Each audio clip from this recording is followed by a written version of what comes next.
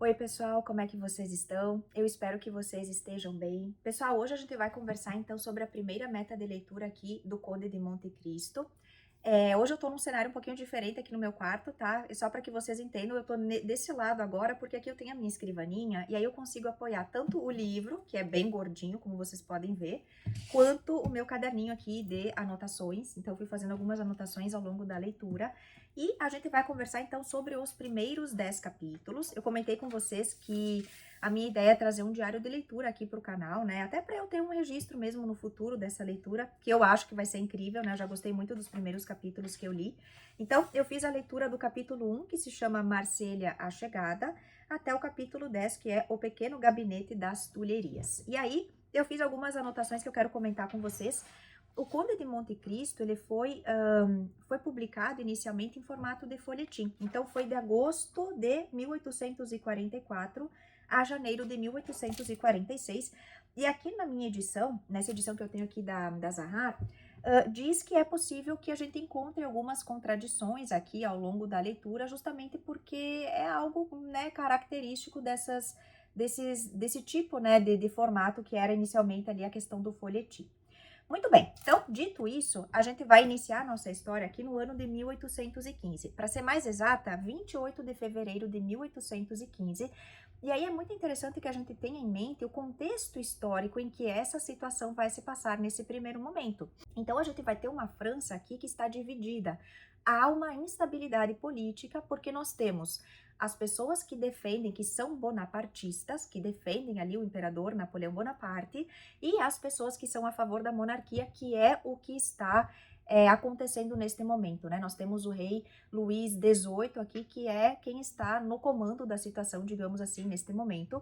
Então, é muito importante que a gente tenha isso em mente, porque aqui nós temos Napoleão Bonaparte exilado na ilha de Elba, e essa informação é muito importante para a gente. Então, qualquer pessoa que talvez fale alguma coisa, ou que fique ali, que seja insinuada alguma coisa, que haja algum tipo de conexão com Napoleão Bonaparte, essa pessoa vai ser acusada de algum tipo de crime político, né, de conspiração. Então, os ânimos aqui, eles estão muito exaltados, então as pessoas precisam ser muito cuidadosas com as suas palavras. Qualquer coisa que seja dita, mesmo de uma forma assim casual, pode ser interpretada como uma conspiração. Então, isso é muito importante que a gente tenha isso em mente. Muito bem.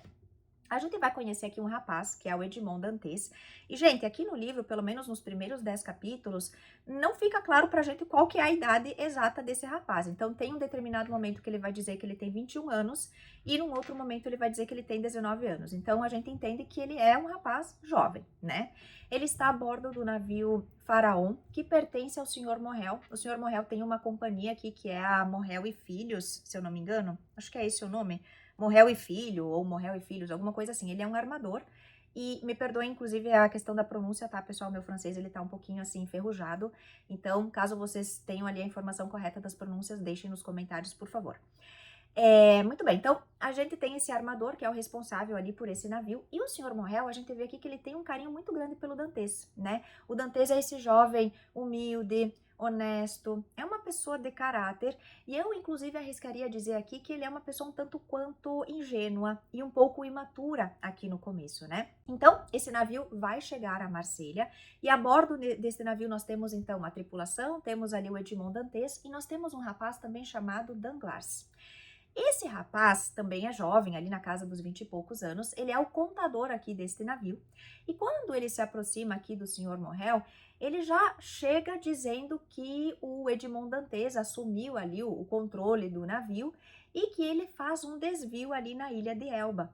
E aí o Sr. Morrel vai tentar entender, né, o que aconteceu, por que o Dantes fez isso, né, ele era o imediato aqui deste navio.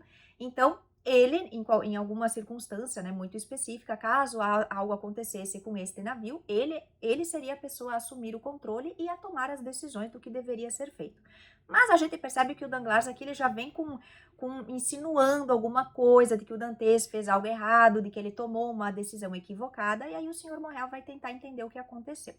Nisso a gente vai ficar sabendo que o capitão deste navio, que era o Sr. Leclerc, ele falece ao longo desta viagem, ele vai ter algo como uma febre cerebral, eles chamam aqui, né? E imaginando que ele talvez não fosse sobreviver, ele chama o Edmond num cantinho ali no seu leito e entrega a ele uma carta. Ele diz que esta carta deve ser entregue ao grão-marechal e que o Edmond precisa então entregar esta carta em mãos. E aí o Dantes, né, o Edmond Dantes vai questionar ele, vai dizer, poxa, mas e daí como é que eu faço, né, para acessar o grão-mestre, né, ele como imediato ali dessa embarcação, como que ele faria, né, para acessar uma pessoa tão importante? E aí nisso o capitão Leclerc vai entregar para ele um anel que vai facilitar então o processo. E é isso que ele vai fazer, então ele vai desviar um pouco ali da rota, ele vai até a ilha de Elba e ele entra em contato então com o grão-marechal e entrega a ele esta carta. Ele já sabia pelo próprio capitão que era possível que o grão-marechal entregasse a ele alguma outra coisa e que o incumbisse de uma missão. Então a gente fica sabendo aqui, isso o Dantes vai contar para o Sr. Morrel, e o Sr. Morrel vai ficar assim, poxa vida, e aí como é que tá o imperador, né, o que que ele falou? E aí ele até vai dizer pro Dantes que isso que ele fez, né, como ele respeitava muito o capitão, ele acatou a esta missão, de uma certa forma, a esta ordem, e ele fez o que havia sido solicitado. Mas o Sr. Morrel, inclusive, irá alertá-lo a respeito disso, né? Ele vai dizer que foi uma decisão um tanto arriscada, que ela é perigosa, né? Então, a gente entende aqui que não seria muito inteligente o Dantes comentar sobre isso com outras pessoas, só que o Danglars, ele já sabe, né? Ele já sabe que o Dantes desviou a rota ali, que ele foi para a Ilha de Elba e que houve um encontro aqui que foi muito suspeito. Então, ele tem uma certa carta na manga, digamos assim. O Edmond Dantes tem um pai, né, que é o senhor Dantes aqui, que já é um senhor de idade, que vive ali num cantinho, bastante humilde, né, e o Dantes ele também tem uma noiva, que é a Mercedes. Então, quando ele retorna dessa viagem, quais são os planos dele? Ele já sabe que existe a possibilidade dele ser efetivado aqui, dele ser promovido a capitão deste navio. Então, ele é um rapaz jovem, que está prestes a subir na vida, né, de uma forma até um tanto quanto rápida, né, se a gente pensar ali o tempo de experiência que ele tem e tudo mais. Então, é algo que gera uma certa inveja nas pessoas, digamos assim, né. O Sr. Morrel praticamente já deixa isso claro para ele, que ele vai ser o próximo capitão aqui do navio, né. E aí, dito isso, enfim, conversado ali com o Sr. Morrel, o Dantes vai até a residência do pai, encontra com o pai, conversa com ele, né. E aí a gente vai conhecer aqui também um vizinho, que é o Caderousse, que ele é um alfaiate, e que é uma pessoa que também não nutre lá sentimentos muito positivos em relação ao Dantes. A gente vai ver que existe muita cobiça, muita inveja aqui em torno desse personagem, né? Ele é uma pessoa que é boa e que ele está subindo na vida de acordo com os seus méritos, né? Por seus próprios méritos. Então isso gera uma certa inveja, um desconforto aqui nas pessoas, né? Muito bem, então a gente conhece esse personagem também. E depois o Edmond vai até a casa da noiva, né? Que é a Mercedes. A Mercedes, ela tem um primo irmão, que é o Fernand. E esse rapaz, ele é filho de um meio-irmão aqui do pai dela. E eles cresceram praticamente juntos, eles têm uma relação muito próxima, porém, o que a Mercedes sente por ele é apenas carinho, um carinho de irmão mesmo, né? Mas o Fernand sempre nutriu por ela sentimentos um pouco mais fortes, digamos assim, né? Então, o que ele sente por ela é amor, o amor que existe entre um homem e uma mulher. E ele deixa isso muito claro para ela. Inclusive, ela menciona o Edmond Dantes, que eles vão se casar, e ele fala que ele seria capaz até mesmo de matar o Edmond Dantes, e ela vai dizer para ele que se algo deste tipo acontecesse, ela poderia tirar a própria vida. Então, ele fica assim, né? Ele não vai, de uma certa forma, arriscar fazer algo deste tipo, deste nível, né? Porque ele não quer perder o grande amor da vida dele, né? Então, nisso chega o Edmond Dantes, e aí a gente vai ver que o clima ali nesse espaço onde eles estão, né, ele pesa um pouco, né? Mas tudo bem, tá acertado, então, esses dois esses dois jovens, a Mercedes e o Edmond, eles vão se casar. Então, esse período que o Edmond Dantes vai permanecer aqui em terra firme, digamos assim, é para que ele ajeite algumas coisas, né? Então, ele vai casar-se com a Mercedes, esses são os planos dele. E ele precisa ir a Paris porque ele tem uma missão que ele precisa cumprir. Essa informação ele não explica exatamente o que é que ele precisa fazer. A única coisa que ele informa é que ele precisa se ausentar por uns dias para ir a Paris tratar de uns assuntos. Só que antes de ir a Paris, o que ele quer fazer? Ele quer casar-se com a Mercedes. Então isso fica organizado para acontecer no dia seguinte. Antes dessa união acontecer, né, então vai ter aqui um almoço de noivado, né, e depois disso, então, eles vão se casar. O senhor Morrel, inclusive, vai conseguir fazer com que os trâmites ali, a papelada, enfim, seja despachada de uma forma mais rápida, as coisas aconteçam de uma forma mais rápida, para que eles não tenham que passar por toda a burocracia e consigam se casar mais rapidamente, digamos assim, né. E aí, nesse meio tempo, a gente vai ter o encontro, então, do Fernand, que é esse primo da Mercedes, o Danglars, que estava a bordo do navio Faraon, né, o contador aqui do navio, e também do Caderrousse. Então a gente vai ver que esses três personagens, eles são meio que amigos, né, e os três nutrem um certo desagrado aqui, né, em relação ao Dantes. Então a gente vai ver que o Danglars, ele tem interesses, né, então para ele seria muito cômodo se de repente acontecesse alguma coisa com o Dantes e ele pudesse assumir o papel de capitão aqui desta embarcação. Para o Fernand, seria muito propício também que o Dantes, que acontecesse alguma coisa com ele, porque ele gostaria de casar-se com Mercedes. E o Caderrousse, bom, o Caderrousse ele é um beberrão aqui, então a gente vai ver que enquanto o Fernand e o Danglars estão conversando, eles vão para um bar beber vinho, estão os três ali reunidos, inclusive este local é o mesmo em que no dia seguinte vai haver ali o almoço de noivado, né, do Dantes e da Mercedes. Então, numa dessas conversas, os dois, né, tanto o Caderrousse quanto o Danglars, eles vão ver que o Fernand, ele tá muito cabisbaixo, ele tá muito triste, né, ele se sente assim meio que um derrotado, porque agora que o Dantes voltou, ele vai casar-se com Mercedes e ele vai perder para sempre a oportunidade de ficar com essa mulher. Aí, nisso, né, nós temos aqui a brilhante ideia do Danglars de escrever uma carta, né, ao procurador do rei, dando a entender que de repente ali, né, o Dantes tenha feito alguma coisa, que ele tenha algum envolvimento com o imperador, que talvez ele esteja envolvido em algum tipo de conspiração, mas ele joga verde, né? Ele joga meio que verde assim, e isso faz com que o Fernand fique muito interessado. Então o que o Danglars vai fazer? Ele vai pegar um papel e aí ele vai escrever ali, ele vai escrever uma carta para o procurador do rei. E ele vai escrever com uma caligrafia diferente da dele, para que ninguém saiba quem foi que escreveu essa carta, de quem é a letra. E ele vai meio dar a entender que, enfim, ele vai amassar esse papel, vai jogar num canto, né, como se nada fosse. E o Fernand vai acabar pegando esse papel e ele vai fazer uso desta arma que ele tem agora em mãos e ele vai acabar, né, fazendo com que esse papel chegue ao procurador do rei. Muito bem, então, dito isso, a gente vai ter o Caderrousse ali num cantinho completamente embriagado, uma hora ele tá entendendo o que tá acontecendo, na outra ele não tá sabendo mais de nada, mas ele tem alguns flashbacks ali no dia seguinte do que foi que aconteceu, do que foi que rolou ali nesse encontro, né, dos três. Muito bem, no dia seguinte, a gente tem, então, esse almoço de noivado, então a gente tem o Dantes, a noiva, a Mercedes, a gente tem esses três personagens também, o Danglars, o Fernand, o Caderrousse, todos eles convidados ali para fazer parte do evento, o senhor Morrel também. Então, tem um grande grupo de pessoas ali, né, que está ao redor deste casal, e eles estão ali muito contentes, né, já fazendo planos para o futuro, o Dantes muito contente porque ele sabe que ele provavelmente vai ser o capitão aqui do navio, o pai dele muito feliz também com essa novidade, isso significa que ele vai ter uma condição financeira muito melhor, que ele vai poder proporcionar para o pai uma vida melhor, né, mais digna, para Mercedes também. Então,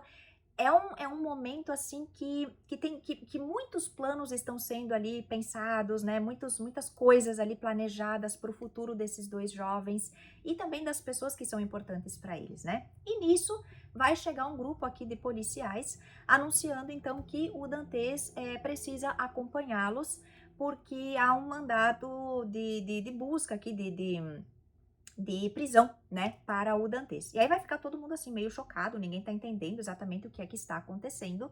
E aí então nisso o Dantes vai ser levado para ser interrogado, né? E aí a gente vai ter um corte aqui, a gente vai para uma outra situação em que a gente vai estar num outro evento de noivado também, em que existe um rapaz chamado Villefort. Ele é um rapaz jovem aqui, bastante ambicioso, e nesse noivado que está acontecendo, que é o noivado dele no caso, né, a gente vai ver que as pessoas que estão aqui envolvidas neste evento, elas estão a favor da monarquia, né? E o Villefort, ele tem um passado, porque o pai dele era um bonapartista, então ele tinha ali alguma coisa a ver ali com Napoleão Bonaparte, e isso para ele é algo que não o agrada, né? Porque ele hoje ele tem ambições, ele está num outro lado da história, digamos assim, né? Enquanto o pai tinha outros interesses, o pai estava envolvido com outras coisas, então isso é inclusive levantado aqui num determinado momento, né? E o que acontece? O Villefort, ele é o substituto do procurador do rei. Então, ele vai ser convocado no momento em que ele está ali no seu noivado, né? Que ele está ali nesse almoço de noivado também. Ele vai ser convocado, então, para interrogar este prisioneiro.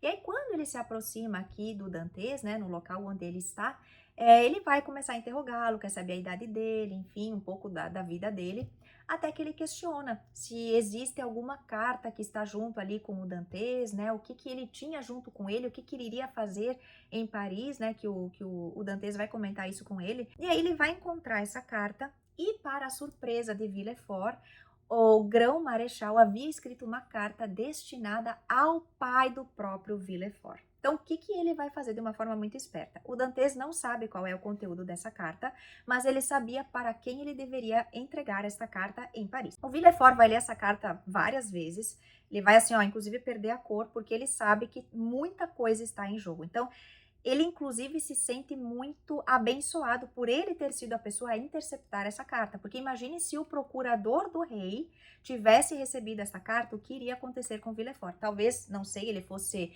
envolvido aqui nessa situação pelo fato do pai dele, né, ter sido a pessoa a quem o grão-marechal escreveu a carta, o destinatário desta carta, né? Então muita coisa está em jogo. E a gente vai ver aqui que o Villefort é uma pessoa muito ambiciosa. Ele é o tipo de pessoa que poderia inclusive sacrificar o próprio pai, se fosse necessário, para ele alcançar o que ele almeja. Então o que ele vai fazer com essa carta? Ele vai ler e ele vai jogar essa carta no fogo, de modo que esta prova, ela não existe mais. Então ninguém mais vai saber, além do Dantes e do Villefort, a quem esta carta estava destinada. E ele dá a entender para o Dantes que parece que vai ficar tudo bem ali na situação dele, né? Que vai ficar tudo bem, que vai dar tudo certo. O Dantes, inclusive, agradece o Villefort pelo que ele fez, né? De ter eliminado esta carta, mas naquele momento ele não vai entender o que foi feito, né? Provavelmente isso vai vir muito tempo depois, ele vai entender o que foi feito aqui desta carta, né? E o que vai acontecer, então? Ele vai ser destinado para uma cela. E aí ele vai ficar o dia todo aqui nesta cela, acreditando que em algum momento alguém irá aparecer para soltá-lo. E aí, quando chega ali para umas 10 e pouco da noite, chega um grupo de policiais que irá levá-lo desta cela onde ele está para um outro lugar. Nisso, ele vai ser transportado de coche. E aí ele está passando por várias ruas, né? Ele está passando por vários lugares e ele começa a estranhar, porque ele está se afastando cada vez mais do local onde ele estava. Nisso, ele vai ser transportado para um bote. E ele começa, né? Ele começa a sua jornada dentro deste bote, mas sem entender absolutamente nada do que está acontecendo. Até que ele questiona os policiais que estão neste bote, né? Ele quer entender para onde é que ele está sendo levado. Ele acredita que de repente eles irão levá-lo até um ponto da margem deste local e depois de lá ele vai ser solto, ele vai ser libertado e ele estará livre. E aí ele questiona, os policiais ficam meio assim, né? Será que eles poderiam de repente contar para ele para onde é que ele estava indo? Até que um policial vai dizer para ele, olha, mas tu não consegue entender, que tu não consegue identificar para onde é que a gente está indo? Até que o Dante se dá conta de que eles estão chegando muito próximo do castelo de If. Esse castelo é uma muralha aqui, é uma fortaleza que é destinada para presos políticos.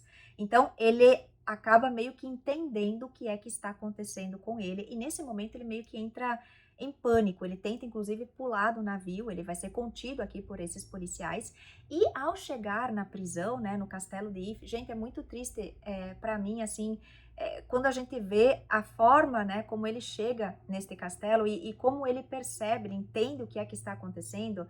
E aí, sabe quando acontece uma coisa na vida da gente e a gente leva um choque tão grande que a gente não consegue entender o que é que está acontecendo? Tipo assim, eu tô agindo aqui meio que no piloto automático, mas eu não consigo absorver o que é que tá de fato acontecendo comigo.